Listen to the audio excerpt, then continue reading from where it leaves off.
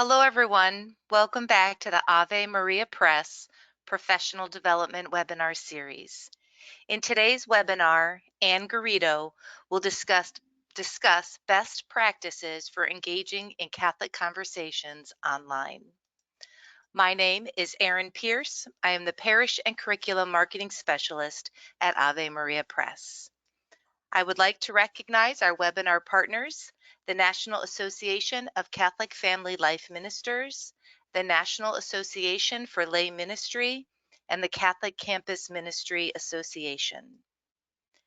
Everyone in the audience is muted today, but you are able to ask questions.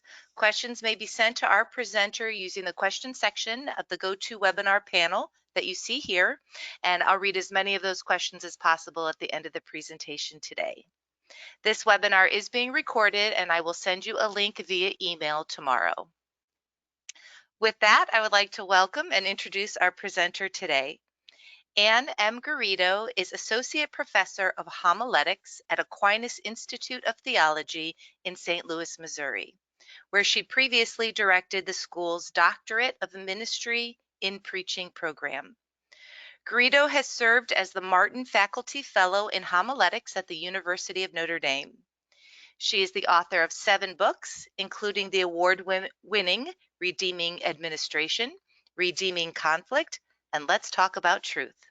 She travels nationally and internationally, helping communities discuss the topics they find toughest to talk about, conversations that always involve questions of truth. Anne, thank you so much for being with us today. Erin, thanks for the warm welcome. Absolutely. I'm going to go ahead and switch you to presenter. Super. There we go. All right. You can take it from here. Oh, thank you. And thanks to all of you who showed up this afternoon. Kind of a really interesting topic. It definitely is something that's been garnering a lot of interest on my end for the last couple of years, and I imagine for you too. So once upon a time, we would have given that language of Catholic communications. It was really, we were talking about a realm of books and magazines and diocesan newspapers and parish bulletins. And when you think about that kind of communication, you think books, you don't have any comment section to them, or magazines, which might have sort of a sweet page at the front devoted to letters to the editor. That could be easily screened before publication and the best ones chosen to print. And then after a nice period of time to think about them. But then as you think, we entered into the era of the internet. And there was this emerging possibility that surfaced that we could talk across time and space to each other with kind of the same sort of immediacy that we talk in the living room with one another. And then the emergence of websites and social media networks. And there arose this possibility that the whole world of Catholic communications could have ever more robust conversations about the ideas that we were writing about. And we could put authors into contact with their audiences, and we could get parish Facebook groups going, and we could be live streaming Mass with each other during COVID. And there was this hope that we would be able to impact even more people, have a wider influence on our culture, have wider conversations than ever before, and especially in this season that we've been living in this past year, when it's been so difficult to get together with each other in person. So we could say, just like Benedict stated, that there is this new sort of digital continent that we were discovering, in which we could evangelize and be present as Catholic ministers. And in the Catholic and general ministry world, I would say we were not at all alone in our optimism. Many other communications-based endeavors, especially like news organizations, saw huge potential in new media to enlarge the conversation and to facilitate engagement with people who had never really been part of the conversation before. So for example, here I'm thinking about NPR. A couple of years ago, when they launched their comment feature on their news website in 2008, This was the quote that they gave. They said, "We are providing a forum for infinite conversations on npr.org. Our hopes are high. We hope the conversations will be smart and generous of spirit. We hope the adventure is exciting, fun, helpful, and informative." Now, since that time, social network platforms, which are kind of these platforms that are designed for having conversation with one another, they have only increased in usage and in popularity. The most recent statistics, at least that I was able to find, is that currently there are about 4.2 billion social media users around the globe. And during the season of COVID in 2020, that figure grew by 490 million users, about 13% increase over the year before. At present, about 53% of the world's total population over the age of 16 is on social media at the beginning of this year. And still the behemoth in the room is Facebook. There are currently about 2.74 billion people on Facebook as of January 25th, 2021. And at this point in time, I would say most of us who are in ministry have now at least dipped our toes, if not immersed our whole being, into having both personal and professional websites and Facebook pages and Instagram accounts, et cetera, et cetera. And I want to just harken back to that announcement that NPR made. It has been an adventure, hasn't it?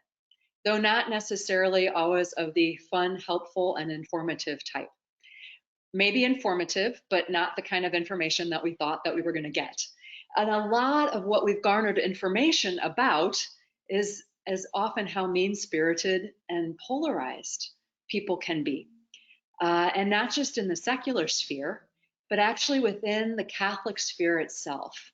We know that we're supposed to be leaven in the world, and that we would be able to, just a few of us in a space should be able to have impact beyond ourselves. But I think oftentimes what we found in the current being is that we are experiencing within the church life just as much contagion. Like it's almost like the mean-spiritedness is entering into our own conversations with each other as church, rather than the way that we're modeling conversation with church being leaven for a world beyond ourselves. I want to, just as an example of this, that I'll pull out a recent case in point. It's from about a year old now. It was a really lovely essay that some of you might have seen pass through your news feed, in which the senior editor of First Things talked about kind of the shadow side of Twitter and how mean-spirited tweets can be. And then Schmitz, the general editor, he called himself out. He didn't call anybody else out. He called out himself for ways in the past in which he recognized that he had used the medium in unfair and mean-spirited ways in his own life. And what was really interesting about this conversation, just for the sake of time and space, I'll just pull to the end of it because it was really quite a beautiful essay. But let me just draw your attention to the end section of it, though the whole thing's worth reading. I think it's one of the best witnesses I've seen of a Catholic public figure acknowledging wrongdoing in their own online presence and trying to make repentance. And when I was reading it, I thought, this is a real sign of hope for our polarized world.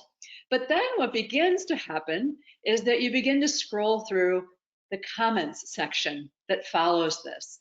And let me say up front that any number of the comments that appeared in this were totally fine. A thank you to Matthew for his courage in admitting this, admiration for his writing. And then there was a sizable portion of commentary that began to look something like this. We've got ad hominem attacks on the editor Matthew Schmitz himself. We begin to get into name calling. We've got sweeping stereotypes of whole groups of people.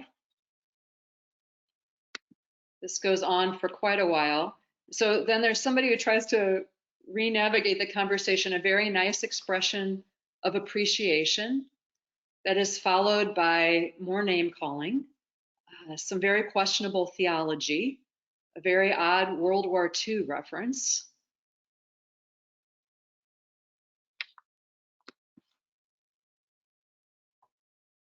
more sense of stereotyping, and then a call to truth, which I'm going to come back to in just a moment, a potential justification for violence. And then we get to, we're going to stop there because now St. Nicholas has entered into the picture, who I should say comes up in inordinately frequently in Catholic commentary on justifying bad behavior with one another online, despite the fact that the historical incident that is mentioned has no basis in fact. And I discovered this a couple of years ago when I was actually working on redeeming conflict. And I asked many of my friends online, I was like, hey, can you help me think of anybody in Catholic tradition? Like, what are models we have of times when we've really handled conflict between ourselves really well? And then the only one that people seem to be able to come up with, and it was kind of a surprise and often offered really tongue in cheek, was the example of St. Nicholas at supposedly at the Council of Nicaea, where he slaps Arius for his heresy. And many of my friends, when we were doing it, was kind of, it was a joke, tongue in cheek. I mean, they weren't really saying this is a good model for Catholic conflict online, but just that this seemed to be the only common story that everybody knew about of a time in conflict in the church. And even though this has no basis in historical fact, that Nicholas wasn't actually at the Council of Nicaea, I want to say that so many commentators in the Catholic sphere draw on this as a model of what it means to stand up for truth online. Because that's often the framework that Catholic debate takes place within. Who has the truth? And the necessity to defend the truth at all costs. And this is one of the things that I think makes Catholic online morass a little bit different than probably the wider online morass that we're talking about, this kind of stuckness that we're experiencing across the internet. Obviously, the poor quality of communication is a much bigger problem than us. But in the Catholic sphere, my suspicion is that amongst ourselves, we see less of this sort of random, generic insulting that's so widespread on more secular sites. But we probably see a much higher frequency of respondents who would claim that their motivation is defense of truth. And of course, protection of what one perceives as true is itself widespread, also in social networking, way beyond faith-based sites. I'm just saying it's a particularly prevalent dynamic with Catholic online communication. And I think it plays a different sort of role in the communications we have with each other because that word is so laden with meaning within our own particular faith tradition. So what I want to do during our time with each other is to offer some really pragmatic suggestions about whether and how to deal with the poor quality of online conversation that we sometimes have amongst ourselves. I just want to first take a moment to ground the suggestions that I'm going to make in a broader framework of a Catholic theology of truth. Because I do think that truth is an incredibly important value within the Catholic tradition. And it's not one that we should abandon our concern for when trying to enter into online conversation more effectively. So I wouldn't want to see us start saying things like, well, you know, stop caring about truth so much, or there's other values we should care about besides truth. Rather, what I'd love to see us do is to broaden our understanding of what truth means within the Catholic tradition and do what we're going to do online out of that expanded sense of our tradition. So in essence, it's precisely because we do value truth so highly that we care about the poor quality of conversation online and insist among ourselves of upping the bar some. So I want to just say a few things about what does truth mean from a Catholic perspective. And here I'm going to draw a bit on the writing of Thomas Aquinas, who, like Nicholas, was also not at the Council of Nicaea. There's also no stories of him slapping anybody. And I think he has something more substantial to offer us in terms of a model of what it means to do truth well. So the first thing that we could see, and this is really clear in Thomas's writing as well, and probably is the most common way that we think about truth when we think about doing truth online, is that truth has something to do with truthfulness. It means I want to be honest. That whatever is coming out of my mouth or whatever is coming through my fingers on the keyboard is an accurate reflection of what I have in my mind. So truthfulness is kind of this idea of like, let's be direct, let's be open with each other. And clearly that is part of our Catholic tradition around truth. Not lying, being honest, being transparent, being direct. These are really, really valued in the Catholic tradition. But just being honest alone is not really what our tradition has in mind when it talks about doing truth.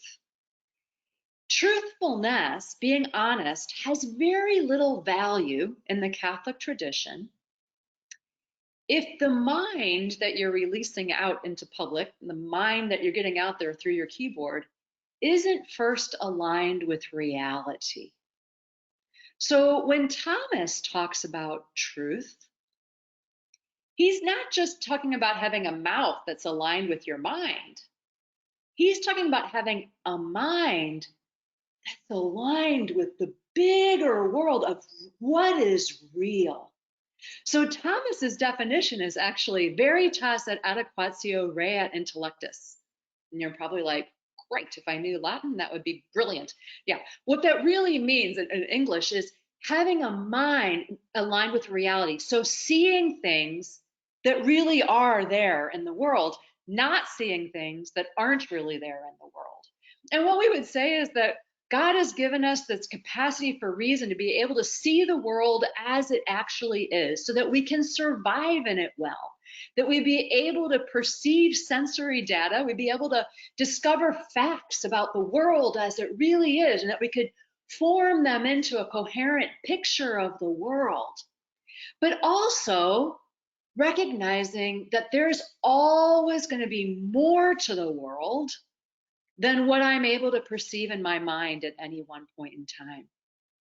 So from Thomas's perspective here, doing truth also means having forever an open heart, an open mind to realizing that there's probably more information out there than what I have right now. And I need to always come at the world from a stance of being open to learning. And then so you could ask, all right, so let's say I've got a really great picture of the facts, and I'm really a well-educated person, and I'm incredibly honest. In that case, can I just say whatever I want to out of my mouth in defense of truth? Still, from a Catholic perspective, no, because doing truth means even more than that. It means that the opinions that you offer and put out into the world are aligned with what is good. And that you're always being considerate around, in my prudential judgment, what would be the best way of helping this conversation, of opening up the world of reality further and further and further. And in Catholic tradition, a best way of doing that is that whatever comes out of our mouth, whatever opinions that we decide to offer, whatever perspective that we've got on the amount of the facts that we have been able to glean in our own life, is that underneath everything, we are not called just to speak truthfully or to seek truth.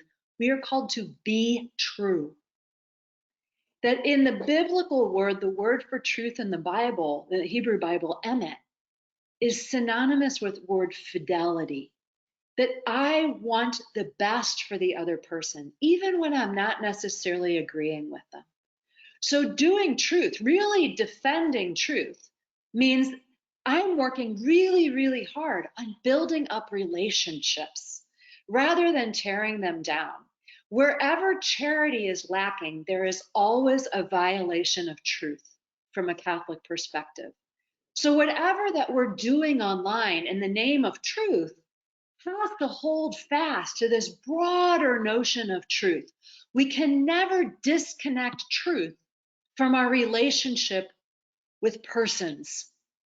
There's kind of an axiom that sometimes gets accredited to Thomas Aquinas, though it actually is not found anywhere in his writing. The closest that we ever find it is in a 19th century document called the Syllabus of Errors. So, but it's the idea that error has no rights. And one of the things, a quote that I love about this from George Weigel, error may or may not have rights, right? Whatever that might mean. But persons always have rights, whether their views are erroneous or not. So even if you think another person is wrong, there are certain fundamental ways that the people behind those truths that you don't agree with deserve to be treated, even if you have different truths.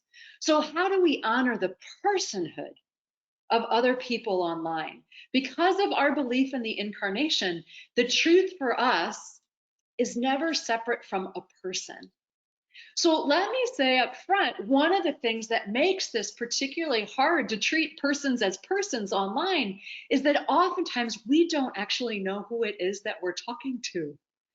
Often we just have their face. We just have their head. So we're not interacting with their whole being. We're just interacting with their head. And sometimes not even that.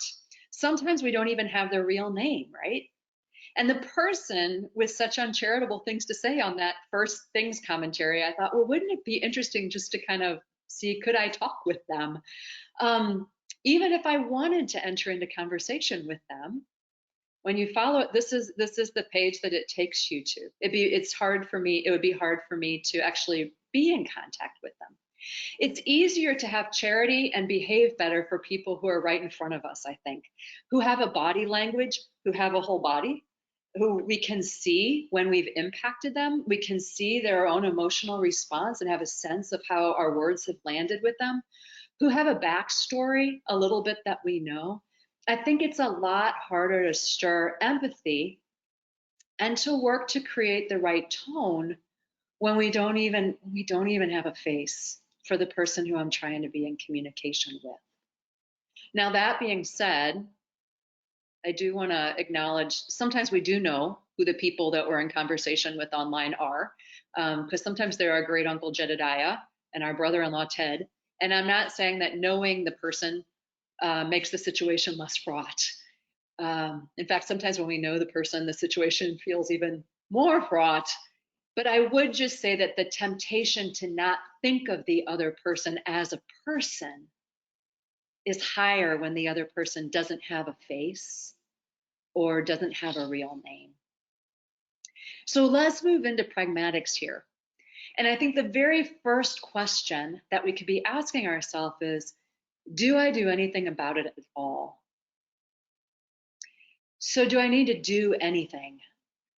I think it's really important for us to start there because sometimes the first option for how to respond is do nothing. Just let it just watch the conversation play itself out on our Facebooks or our pages or our parish websites and not actually get involved in it. The world's going to move on an average in about 48 hours.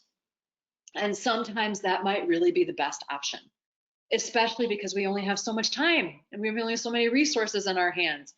And one problem, though, I would just say with letting it go and ignoring it is that whether actually we engage in the conversation or not, if our institutional name or our personal professional reputation is associated with it, it does impact our reputation in the world and the way that we show up to the wider world. There's some interesting research that was done by the Journal of Computer Mediated Communications. That's quite a name, isn't it? And this is from 2013.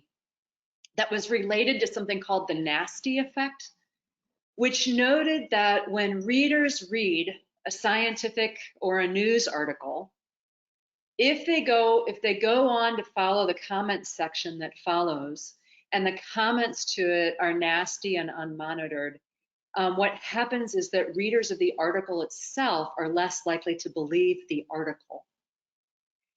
Furthermore, what's interesting is that there's been a lot of research now that shows that nastiness is contagious online. There is an interesting piece called Anyone Can Become a Troll through Stanford research. Now, actual trolls, as I'll talk about in a minute, are not actually that many in number. But if you are in a bad mood and you come across a trolling comment, the chances of you beginning to imitate the trolling-like behavior that you've just seen increase 89%. So bad mood, even for those of us who don't consider ourselves trolls online, if we're in a bad mood, it increases antisocial behavior. It makes it far more contagious. So on any given day, I think it might be totally right to decide at the personal or at the organizational level not to do anything about how people are engaging on a website or your Facebook feed or your Twitter feed. But over the long haul, that doesn't probably seem a great strategy, as it decreases our credibility and contributes to more toxic anger that permeates online conversation and draws more people into antisocial behavior. So let's go to a second question, which is, do I have to engage?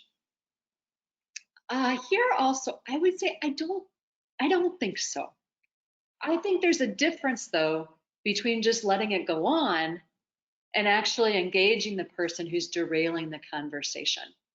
So for here, I think we do need to talk a little bit more about the definition of a troll online. So the research would indicate that you don't actually want to try to engage trolls in online conversation. Now, what do I mean when I'm talking about a troll? This isn't just somebody who's mean-spirited, but also someone, they're not someone who's just like in a bad mood, right? But this would be someone who their goal for being online on that particular day is actually to disrupt conversation. And it's someone who derives pleasure from getting other people angry or upset. So they enjoy the increased attention that it brings. There's been some pretty significant research on the personality profiles of people who engage in trolling behavior. They tend to be more male. They tend, on psychological assessments, they tend to be they rank a little higher in sadism, which is that they're deriving some joy from seeing other people in pain. There's a higher Machiavellianism, kind of like a manipulative trait, and also more noted antisocial behavior and lack of remorse about having bad impact on other people. Trolls are not up there online to search for truth. They get pleasure from intentionally disrupting conversation among people. And so engaging actually feeds behavior rather than discouraging it. In the words of George Bernard Shaw, as he said, "I learned long ago, never wrestle with a pig. You get dirty, and besides, the pig likes it." So there's a new booklet that has come out from the Center for Countering Digital Hate that's called "Don't Feed the Trolls," and it's a resource you can download for free online. I'll post a link of it on my own website. So then the question is, like, what are some options for not engaging? Not everything that I'm going to say here necessarily would make sense in all of your circumstances. It's more just of a reporting of what I've tried to figure out, different approaches people have taken.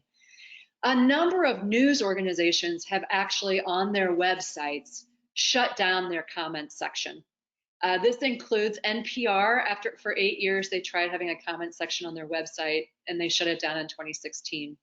Popular Science shut down their comment section in 2013. Reuters, the news source, has also shut down their comment section on their website. And that the other thing that has been tried by websites is to recognize that if we're going to leave comments open, if we're still hopeful that some really interesting conversation might happen there, that we're going to have to monitor the website carefully, and that we're going to have to take things down that violate our sense of civic code for our community. And this can be, the challenge with this is that this can be very personnel intensive. So there are some places like the Washington Post or America Magazine that have committed to saying, no, we really do, we think there's a value in keeping comments and in hearing from people, but they've subscribed to a service that's called the Coral Project, where they're trying, it's kind of a subscription thing where it's a little less personnel intensive, but open source code that can help to monitor what's going on a website better. This is, I mean, you could also, like my website doesn't get that much traction. I can monitor things. The challenge is that not all people who are behaving badly online are necessarily actually trolls. And so, unless somebody in our group today, for example, is really a public figure in Catholic life, most of the bad behavior that we probably see on our own personal pages is not being done by somebody who's just out there trying to rile people up and enjoys getting people riled up for the sake of getting them riled up. I think for a lot of times the stuff, people who are trying to engage with us, there is probably a genuine desire for truth that we can appeal to in them, even though sometimes the way it's expressed is not in the way that we would appreciate it. So if we were to go back just for a moment here to that Schmidt's essay that I pulled up earlier, let's just look at this one slide again, the same slide I had up earlier, where radical appears. It's kind of hard when you look at this to know, is this a troll? Or is he actually really motivated by a sense that he wants to defend truth? And it's kind of hard to tell, isn't it? Because he's using language of truth here, but there are a couple of indications that the behavior here would fit into what would be called trolling mode. He seems to really delight in inflammatory and divisive language. He also replies back a lot to lots of different people. So he's not just engaging in conversation with the person. And he's doing it in a way that would sort of egg on outrage. He doesn't, if you look at it, he doesn't actually ever contribute anything new to the conversation on his own. And there's no sign that as the conversation's going back and forth, if you're calling it conversation, that this person is moderating or nuancing their thought. They're not there to learn anything new, which, as we said, if you're really serious about doing truth and defending the notion of truth online from a Catholic perspective, a genuine devotion to truth manifests itself as an awareness that one might always have more to learn from a conversation. So if I were First Things, I would actually recommend blocking his account. I think that poor Mass Appeal here, as much as I really admire Mass Appeal's effort, is actually probably just feeding the troll rather than constructing a helpful conversation. But then, like I said, you also get people like this. So this is a man, the guy whose name I blocked out, who's commenting on my preaching from last month from a website that I preach on. And I would say for myself, it strikes me as a bit rude, but I don't really think for a moment that, and I don't think he's really sorry, because if you did, whenever you say sorry, but, that's a really good indication that you're not really sorry. If he was really sorry, I don't know why he'd be compelled to post it. But I would also say, I don't think he's a troll. I mean, I suspect he is a person who really does value truth. And in this case, he means honesty. Now, I could quibble with whether or not what he said needed to be said in a public forum. I think he might have a narrow definition of what constitutes good truth in his mind. But he also might be a person with whom I want to actually engage. And I don't think you have to engage with people who are not trolls.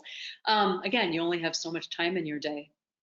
But sometimes I think it is worthwhile to try to build relationships with those with whom you disagree, for the larger sake of doing truth in the wider world, and trying to come to understanding, trying to enrich and to build community.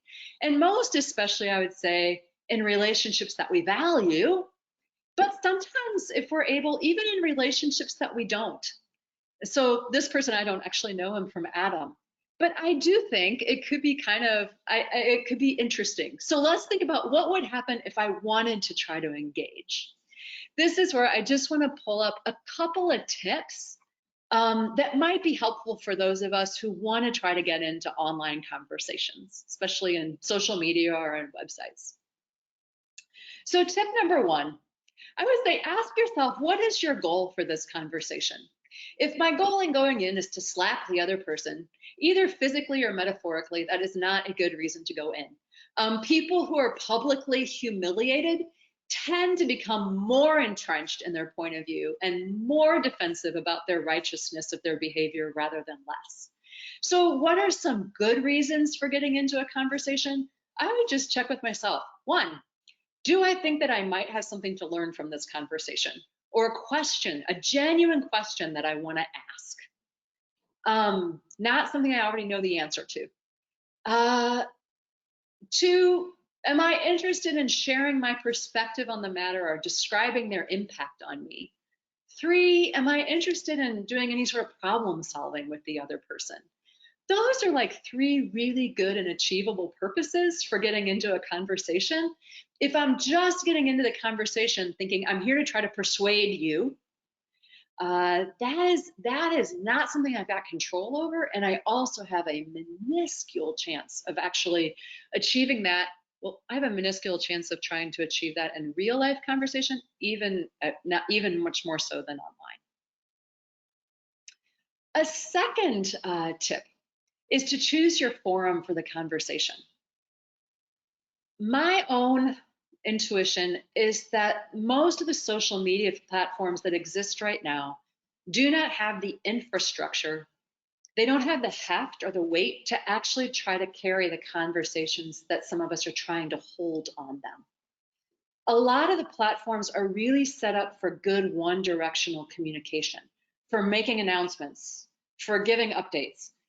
They're not really built for communication or conversation, I should say. So Twitter, I would say, most particularly, we don't have substantive conversations in 280 characters or less. And it was interesting to discover in my own research, the average tweet is actually only 33 characters. So if you really want to have a chance to have a conversation with the person and learn something new, you might want to think about moving it to another medium. In the most ideal world, in person, second, by telephone or by Zoom, and third, by email. You want it not to be, if you're really looking for a conversation, you probably don't want it to be in the public forum because nobody changes their mind in public, and most especially not in the middle of a hot conversation. And that's what I thought was really strong about Schmitz's essay. Like I think he arrived at the point, like, is Twitter really a place where we can have these kinds of conversations that need to be had with each other? So tip number three, don't expect to be able to reason through it online. Threaded discussion is good for group paper writing, but it can't really mimic real conversation where there's a back and a forth. So at the level of reason, the best that one can do is to add a little bit more information for the person to think about. So saying something like, here's an article that made me think differently about this issue. I think you might like it too. Or for what it's worth, I found this to be very persuasive when I was trying to think about how I might vote on this. So note that I'm giving reasoned information here. I'm speaking in a reasonable tone, but I'm really not going to enter into dialogue on the topic. I'm not inviting for myself a lot of back and forth here. If people do, if there begins to be dialogue, what I would say is what can be really fitting is to ask for more information about how they've arrived at their stance. So move it from just the head level to begin to ask people to share at the level of experience. What does that look like? It can mean saying things like, it sounds like this is really, really important to you. How did you become so committed to this topic? Or what is it that you've seen or experienced that made you really want to speak out about this? What would you be worried about if things went in a different direction? Or in the case of the critique I got on my preaching, I could reply back something like, it sounds like this homily really didn't work for you.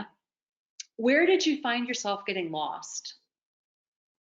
If this was the point that I most wanted to make, how would you recommend that I make that point more clearly? This is a way of just beginning, it's not a debate, but just bringing the conversation to a deeper level. Tip number 5 would be, let's make a clear distinction between intent and impact. So it is possible that some of our interlocutors online could really be intending to value truth and protect Catholic dogma. And the impact of their posting might end up making people want to leave the church, or I might end up feeling really disrespected.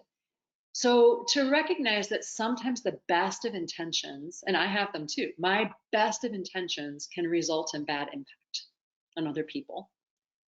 It also means that just because someone had a bad impact on me, kind of like the guy who commented on my preaching, doesn't mean that that person was out there trying to be mean. And so a pretty quick way to let the person know that something is askew, but not necessarily like, I don't necessarily need to really get into it, but it could be saying something like, I'm guessing your goal here is to try to show how much you value your Catholic faith. And at the same time, the tone of this conversation is really disturbing to me. Or what's going on here violates my sense of what healthy Christian conversation online could look like. They don't necessarily need to honor your feelings or your sense of what's appropriate or what's not, but at least you will have identified the impact of the tenor of the conversation on you. And if the person is not a troll, I think that over time, if they get that feedback a couple of times, it probably does begin to sink in a bit. The flip of this is also true.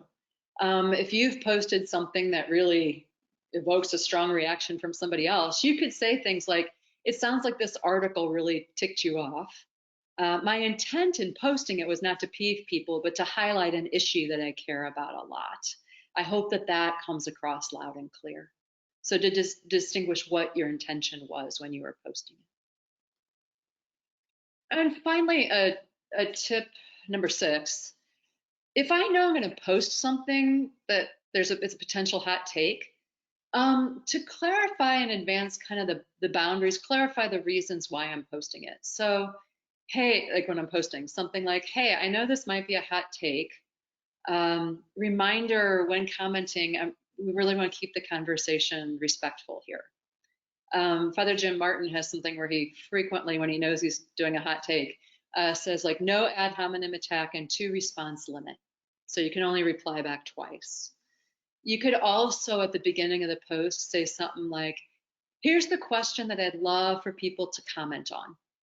Other topics, let's say, for another time. So just to kind of frame, if I'm posting this, I got to be open to conversation. What kind of conversation am I hoping will come from it? In the work that I've been doing recently on the book Rules of Engagement and kind of coming up with what are things that we as Catholics, not necessarily as ministers, but just everybody in the pew, anybody who claims to say Christ is my Lord, what are the things that we could hold ourselves accountable to with each other? And the rules of engagement, as I've begun to frame them and pose them, these are not necessarily things where it's like, how do I talk about Christ online? But more in that Franciscan sense, preach the gospel at all times, if necessary, use words. And I'm going to say, like, online, preach the gospel at all times by the quality of your presence up there. And when it seems fitting, also use words. Yeah, also talk about Christ. But at the most core level, even the person who doesn't feel like comfortable talking about their faith online, how do they still show up as leaven in this wider environment? And so I've created a website to take the rules of engagement pledge, which I'd love if everybody here did, to just say, hey, I have committed myself as a public Catholic that these are the things I'll hold myself accountable to in my own online behavior on social media, on my own website.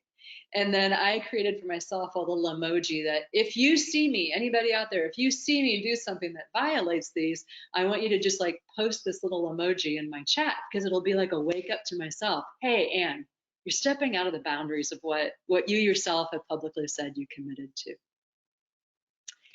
I'm curious, if I had the technological capacity to create emojis or whatever, I would love to be able to do this. Like, just to say, what would it look like if we came up with some signs for ourselves that we could use with each other when we begin to think conversations are going out of the boundaries of what healthy dialogue looks like. You know, just to be able to put in there, hey, is this being, or is what we're commenting on right now, is this being motivated by love? Or do we need to tone this down a little bit here? Maybe we need to recover St. Lucie and say, like, I think this needs to be looked at more closely. Like things that we don't need to get into a debate back and forth, but just steer the conversation and saying, like, hey, let's just remember who we want to be as we show up online. Let me pause there, Erin. And I'll just ask and see if there's any questions at all that have come in from the group that we want to think about a little bit together during the time we've got remaining. Well, we haven't got any questions yet, so let me invite people to send in their questions now. Okay. Um, yeah, and Anne, would you go back to the slide with the QR code on it? Oh, yes, I think I should be able to figure this out. I just wanted, I don't know if everybody knows that now you can just open your camera, right, on your cell phone and put the QR code there, and then something will pop up on the top. We don't have to have those old QR code readers like we used to in the past.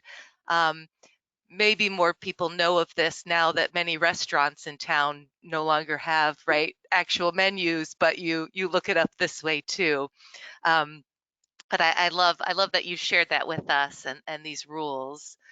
Um, so we've getting some things coming in here. Well, let me say too, while you were talking, I had maybe a handful of experiences of trying to have a conversation online that went awry.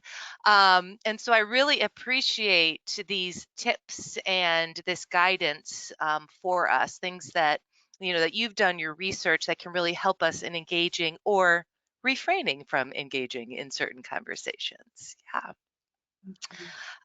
Hannah says here, not a question, but what a wonderful and very helpful presentation.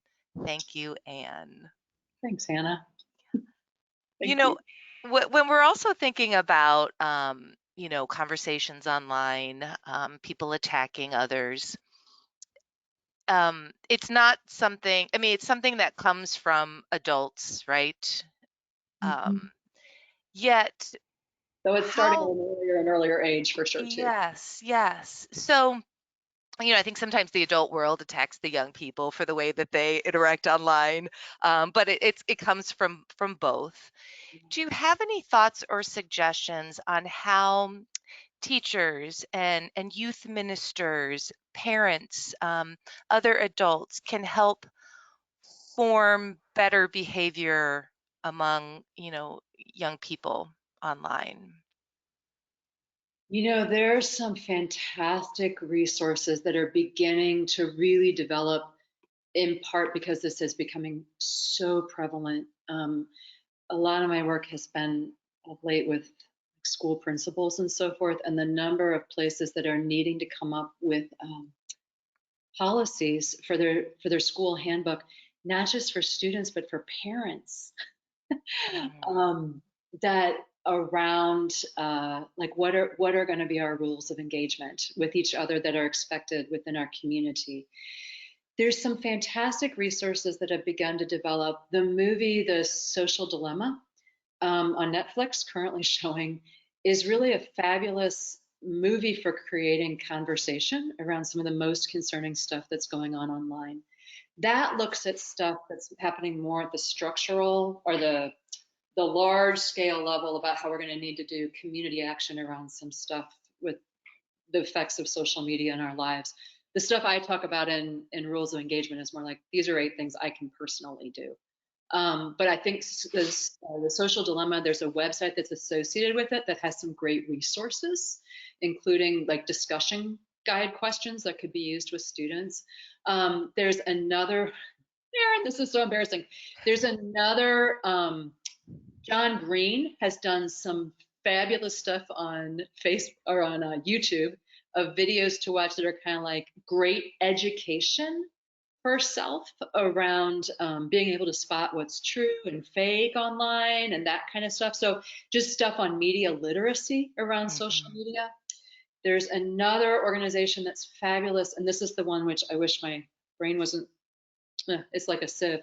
I know I've posted it on my Facebook, and I know I've posted it on my own website, and I'll be putting some more resources up there as well following this. Okay. Um, about like it's a whole curriculum that's being used around civic engagement that has a huge section around online. So there are some free resources that have been fabulous for teachers to use in the classroom too. Wonderful.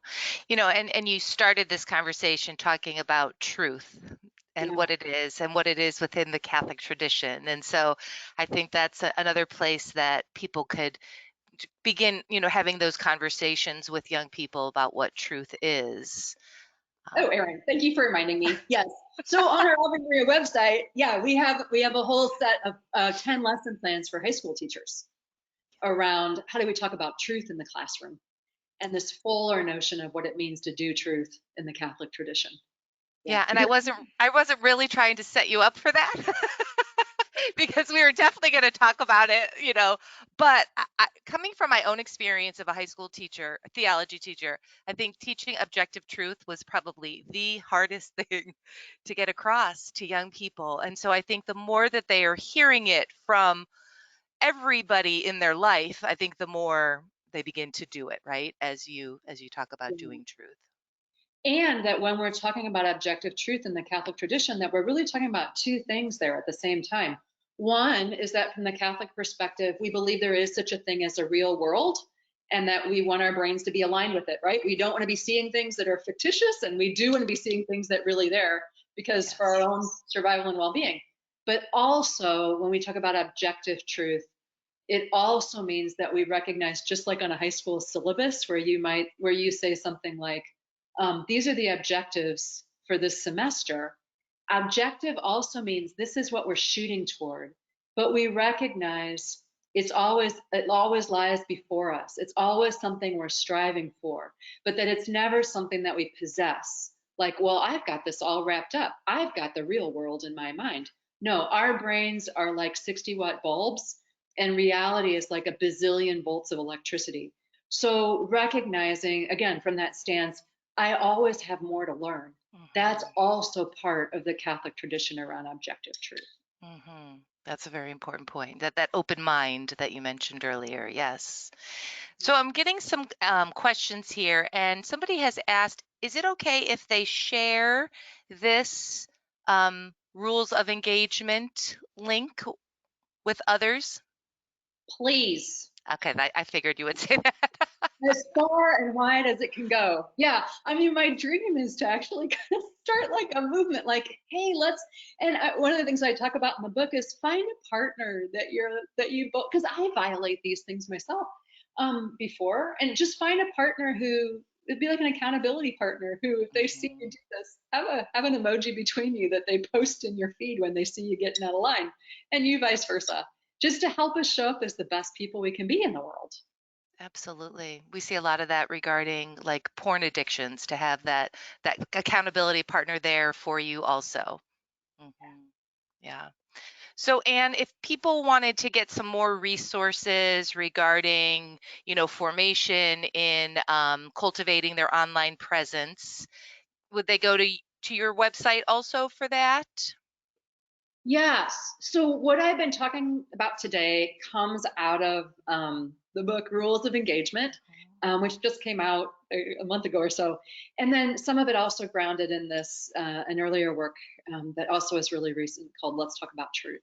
And so both of those are available through the Ave Maria Press website, through your regular place wherever you get books. And then on my website, I've posted some additional resources for each of them under the Help Yourself page. And I welcome you also to follow me on Facebook. I'm not really good at Twitter. I'm figuring that out still, but follow me on my author page. And if you see me getting out of line, feel free, know my emojis, so post it there. And I will share links to Anne's website on in the email that goes out to you all tomorrow. All right, so let me go ahead and take back presenter mode. And as always, we want to share a little discount with you. 25% off your entire order using webinar 0413. So you were mentioning, let's talk about truth, right? Here we go. And yes, you have, we put PowerPoint slides, teacher lesson plans, all kinds of stuff there for you. So it's not about inventing the wheel, but using these resources to help share this very important thing, right? That we need to do as Catholics and all people really. And then the rules of engagement. This is a smaller little book, which is nice. It's easily digestible for teens, for young adults, for adults, small group, for parishes. So if anybody's interested, if you want a bulk buy or something, just contact me. We'll make something work for you. And then your other books too, Redeeming Administration and Redeeming Conflict. And Yeah, it thanks so much. It's always such a pleasure to have you. What you have to share with us is always so thought-provoking, but so deeply rooted in who we are as Catholics and the Catholic tradition. So we so appreciate that. I invite all of you also to join us. Here we go. I'll send the recording to you tomorrow. Join us next week. We're going to speak with Mary Pizzullo, who wrote Stumbling into Grace, and talking about, one way we can transform our communities, our schools, our parishes is through doing works of mercy. And so she comes from a very interesting perspective of this, a person who was really on the receiving end of those works. So I invite all of you to join us. And thank you again, Anne. Everybody have an excellent day, and we'll see you next week. Bye-bye.